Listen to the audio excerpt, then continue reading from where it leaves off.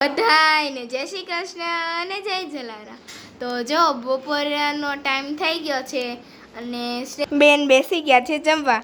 કા બેન? જય શ્રી કૃષ્ણ, જય જલારામ। કેમ છો? મજામાં?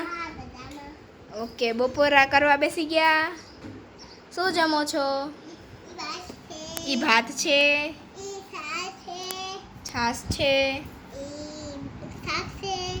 અડદની દાળનું શાક છે, લીંબુ છે, ગોળ છે,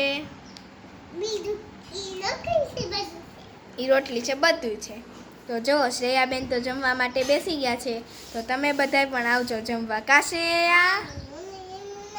હા, નાખને લીંબુ।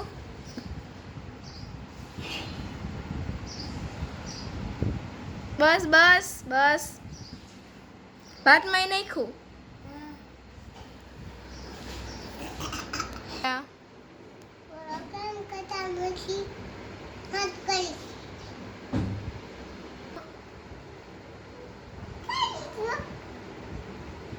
બાય, જય શ્રી કૃષ્ણ, જય જલારામ।